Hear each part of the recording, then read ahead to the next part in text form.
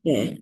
Nah, benar ya, materi yang Ibu sampaikan itu sama yang kemarin yang sudah kamu pelajari, bahkan kamu sudah membuat peta penjelajahan samudra, kemudian di-upload ya, besar harapan Ibu kamu bisa memahami gitu tentang penjelajah bangsa Barat yang ke Nusantara itu siapa saja sih, terus apa motivasi mereka datang ke Nusantara dan kenapa kok mereka senang gitu di Nusantara. Nah, itu ya yang akan kita pelajari dan lantas bagaimana perlawanan-perlawanan dari rakyat Indonesia terhadap imperialisme dan kolonialisme ini ya.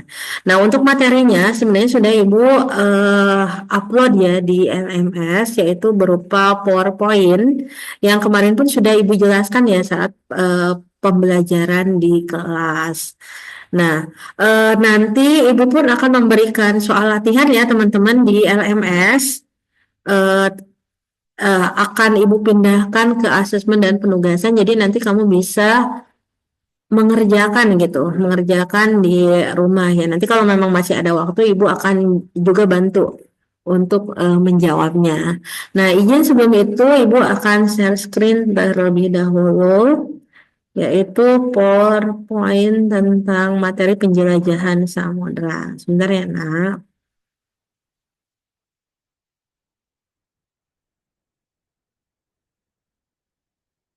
Nah,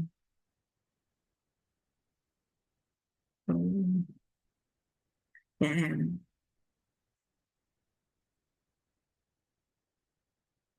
Nah, sudah terlihat belum, Nak? PowerPoint Ibu? Udah Bu, Oh, Udah sudah. Bu, Nah, ya. Oke, Shen, dibaca judulnya dulu, Shen. Silahkan. kolonialisme dan imperialisme Barat di Indonesia. Iya, baik ya. Nah, coba lihat di sini ada peta penjelajahan samudra. Yang ini adalah bangsa Barat pertama yang melakukan penjelajahan yang sampai ke Nusantara. Coba Ibu minta tolong siapa nih? Davin. Perhatikan Davin. Yang bangsa Yo, Portugis. Nah, itu warna apa nah ditandainya jalur penjelajahannya? yang Portugis ya. Ya, Yang Portugis itu yang merah. yang warna merah. Ini kan bermula dari wilayah Eropa, kemudian lihat ke mana nih? Di sini di negara mana nah? Di benua Amerikanya. Di Brazil Di ya. Brazil. Ya, kemudian sampai ke Tanjung Harapan. Nah, di sini lihat ya ada di wilayah Afrika bagian selatan. Nah, untuk ekspedisi pertama yang Portugis yang sampai ke Tanjung Harapan itu dipimpin oleh siapa? Ada yang tahu? Yang sampai ke Tanjung Harapan dipimpin oleh siapa? Vasco da Gama. Bukan, Chris. Sebelum Vasco da Gama. Nah, Vasco da Gama itu yang melanjutkan penjelajahan yang sebelumnya. Ayo, yang pertama siapa? Bar Christopher Bartolomeus Dias. Ya, Bartolomeus Dias. Nah, sampai ke Tanjung Harapan. Kemudian dilanjutkan sampai ke wilayah Calicut, India. Nah, ini serang beberapa tahun kemudian ya, yaitu oleh siapa yang sampai ke India? Tadi yang sudah Chris sampaikan siapa namanya, nah? Vasco da Gama. Vasco da Gama, benar Aisyah. Kemudian dilanjutkan yang sampai ke wilayah Malaka. Tiba di Malaka tahun 15, siapa yang dari Portugis? Sebastian Elcano. Bukan. Oh, ayo siapa? Kemudian dari Malaka kemudian dilanjutkan ke Maluku tahun 1512. Ada yang tahu siapa tokohnya? Van den Linschoten. Siapa? Alfonso? Masih ingat nggak?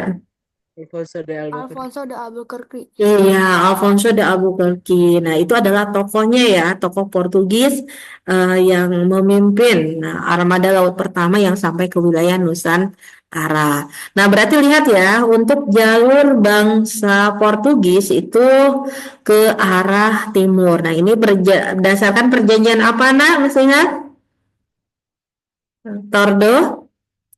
Tordesillas. Ya, Tordesillas atau Tordesillas. Nah, kemudian kalau bangsa Spanyol itu melakukan penjelajahannya itu dari Eropa kemudian ke arah barat ya, menyusuri Samudra Atlantik, kemudian ke Kepulauan Bahamas, ke benua Amerika, dan dilanjutkan lagi menyusuri Samudra Atlantik, Samudra Pasifik ya, mohon maaf Pasifik, kemudian ke Filipina dan ke Nusantara. Nah, kalau ekspedisi Spanyol itu pertama dimulai pimpinan siapa, ada yang tahu yang sampai ke Amerika?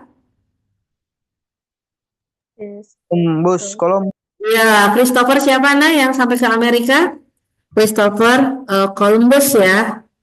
Nah, kemudian setelah Columbus nanti dilanjutkan lagi oleh siapa? Ferdinand Magellan ya. Dan setelah Magellan yang sampai ke Nusantara itu Juan Sebastian Elcano. Nah, ini ke kemudian dilanjutkan lagi oleh bangsa Belanda. Nah, tapi kalau bangsa Belanda itu belakangan ya masuknya. Nah, kalau bangsa Belanda itu lihat ya, yang warna apa nih? Warna biru. Nah, dari wilayah Eropa itu langsung tidak bolak-belok tapi langsung kemana? Langsung ke Banten, nah ke Indonesia ya. Oke, nah ini kok bentar nah, Ibu salah. Nah, lanjut. Nah, berikutnya ini penjelajahan Samudra Fiori. Mana Fiori? Fiori mana? Iya, Bu. Ya, minta tolong dibaca nah faktor-faktor yang mendorong penjelajahan bangsa Eropa. Faktor utama ada Gold Glory Gospel, kedua pendukung penemuan baru Galileo Galilei, Marco Polo, ketiga pemicu jatuhnya Konstantinopel. Iya, nah harus tahu ya bahwa bangsa pertama yang masuk ke Nusantara itu kan tadi bangsa Portugis dan bangsa Spanyol itu masuknya ke dalam imperialisme apa? Imperialisme kuno ya yang terjadi sebelum revolusi industri. Nah, tujuannya itu adalah kepentingan 3G, gold, glory, dan gospel. Ingat gold itu apa? Nah, tujuannya untuk apa? Mencari apa gold? Harta. Ya, harta kekayaan. Kalau gospel untuk apa, nah? Gospel untuk menyebarkan agama ya. Dan kalau glory untuk apa glory? Kemenangan. Kejayaan ataupun mencari kekuasaan. Nah, ini imperialisme kuno yang dilakukan oleh dua bangsa pertama, yaitu bangsa Spanyol dan Portugis. Nah, kalau misalnya Belanda, Inggris, Prancis itu sudah termasuk ke dalam imperialisme modern, yang mana tujuan mereka adalah untuk mencari bahan baku apa ya untuk memenuhi kebutuhan industri mereka. Ini terjadi setelah revolusi industri. Ya, ketika sudah mulai ada penemuan-penemuan baru dalam teknologi, di antaranya James Watt ya, yang telah menemukan mesin uap ya kan, sehingga lebih memudahkan meningkatkan produksi yang awalnya menggunakan tenaga hewan atau manusia kemudian berubah menjadi tenaga mesin ya, sehingga hasil dari produksinya lebih banyak dan itu pun akan berefek pada apa? Bahan bakunya pun ya meningkat gitu karena Eropa itu kan hampir sebagian besar wilayahnya kekurangan sumber daya alam sehingga mereka mencari sumber daya alam di luar Eropa ya termasuk juga ke wilayah kita ya ke wilayah Indonesia ya dan negara-negara yang lainnya. Nah, kemudian untuk penjelajah Eropa ya tadi sudah Ibu sampaikan ini yang dari bangsa Spanyol, ada Columbus, ada Ferdinand Magellan, Elcano, dan dari bangsa Portugal atau Portugis ada Bartolomé Dias, ada Vasco da Gama dan yang ke Nusantara itu Alfonso de Albuquerque ya. Nah, kemudian dari penjelajah Belanda dan Inggris, Chris minta tolong Chris dibacakan penjelajah Belanda dan Inggris siapa aja Chris? Ada Cornelis de Houtman, Sir James Lancaster, dan Sir Henry Middleton. Oke, Cornelis de Houtman itu memimpin armada dari negara mana? Cornelis de Houtman dari negara mana?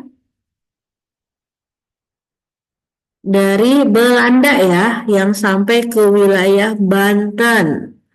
Nah, Cornelis de Houtman. Sementara kalau yang dari Inggris itu yang ditunjuk ya, ada Lancaster dan Sir Henry Middleton. Itu langsung ditunjuk oleh Ratu Elizabeth yang pertama ya. Nah, ingat ya bahwa yang menjadi fokus kita ini nih, imperialisme dan kolonialisme Belandanya di Indonesia ya. Karena memang pada awalnya Belanda itu tujuannya adalah untuk berdagang dan mencari apa rempah-rempah. Ya, Ibu minta tolong yang baca coba siapa ya? Kiera, Kiera, mana Kiera nih? Kiera, Ya, silakan dibaca slide yang ini nah. hmm, Belanda mendirikan VOC pada 20 Maret 1602. Tujuan datang Belanda berdagang mencari rempah-rempah. Tujuan VOC untuk menghindari persaingan dagang dengan EIC, East Indian Company, perusahaan dagang Inggris. Hak istimewa VOC, hak oktroi itu adalah satu, hak mencetak mata uang sendiri. Kedua, hak memonopoli perdagangan. Tiga, hak mendirikan benteng. Empat, hak membentuk angkatan perang sendiri. Lima, hak menyatakan perang dan melakukan perdamaian. Enam, hak mengangkat dan memberhentikan pengawal. Betul. VOC runtuh pada tanggal 31 Desember 1799. Faktor utama karena korupsi. VOC dipindahkan dari Maluku ke Batavia oleh Ruben Pieter Bosch. Letak lebih strategi. Ya, betul ya. Nah, ini tentang VOC ya, kantor dagang pertama yang dibentuk Belanda untuk wilayah Asia. Nah, itu pusatnya ada di Indonesia ya, walaupun kantor utamanya tetap ada di Amsterdam di Belanda. Nah, waktu itu di Indonesia itu Gubernur Jenderalnya itu adalah Peterbot ya. Pertama kali POC berdiri itu di Maluku yang tujuannya untuk apa? Adalah untuk memonopoli perdagangan. Lihat ya. Di sini ada hak istimewa VOC. Ibu minta tolong hak istimewa ini kalau bisa dihafalkan ya. Nanti ada beberapa pertanyaan, kamu harus menentukan hak istimewa VOC itu mana aja. Nah, yang paling inti itu seperti monopoli perdagangan, mencetak mata uang, mendirikan benteng, mengangkat dan berhentikan pegawai, menyatakan perang dan sebagainya ya. Nah, ini VOC. VOC kurang lebih apa ya berkuasa di Indonesia itu hampir 2 abad ya. Karena berakhirnya sendiri tanggal 31 Desember 1799. Nah, kemudian setelah VOC runtuh, nah kekuasaan di Indonesia itu diambil alih oleh pemerintahan Hindia Belanda. Nah, namun pada waktu itu Belanda pun sedang dijajah juga oleh siapa? Nah, oleh Prancis ya, yang dipimpin oleh siapa Prancisnya tokohnya waktu itu? Napoleon Bonaparte.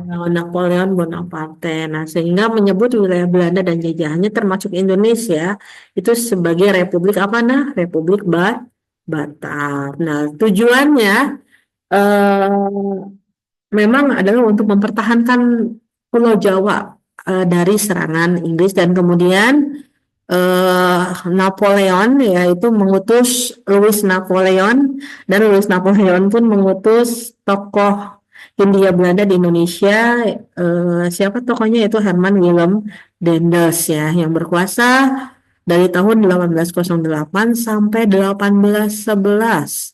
Nah, tugas Daendels yang paling utama di antaranya untuk mempertahankan Pulau Jawa dari serangan Inggris. Nah, dengan cara apa? Yaitu dengan cara membangun jalan raya Anyer ke Panarukan ya, untuk memudahkan apa logistik, transit dan sebagainya. Gitu ya. Walaupun memang tidak bertahan lama dan kemudian akhirnya berganti ke pemerintahan yang berikutnya ketika kalah Indonesia langsung dipegang oleh pemerintah Inggris ya yang berkuasa sejak tahun 1811 sampai 1816. Nah, pemerintahan Inggris ini dipimpin oleh gubernur jenderalnya yang terkenal. Siapa yang dari Inggris ada yang tahu? Ini fotonya nah. Siapa tokoh dari Inggris gubernur jenderalnya? Thomas siapa? Raffles. Thomas Ya, Thomas Stamford Raffles ya. Dan ini salah satu kebijakan Raffles itu dengan memberlakukan land rent system atau sistem sewa tanah atau sistem pajak tanah. Nah, juga yang paling penting nih menghapus sistem kerja apa? Kerja rodi atau kerja paksa yang tadi diberlakukan pada masa Dendels ya. Ini karya dari Raffles, diantaranya menulis buku The History of Java. Nah, dan apa namanya katanya sistem yang diberlakukan oleh Raffles di Indonesia ini akhirnya tidak berhasil. Ya, dan kemudian Indonesia dikembalikan lagi kepada Belanda berdasarkan kapitulasi Tuntang ya, dan kita bertukar gitu antara wilayah Hindia Belanda dengan wilayah Inggris, dan akhirnya nanti Inggris akan mendapatkan wilayah Temasik ya yang saat ini menjadi apa negaranya Singapura, dan kita Indonesia kembali lagi di bawah kekuasaan Belanda ya.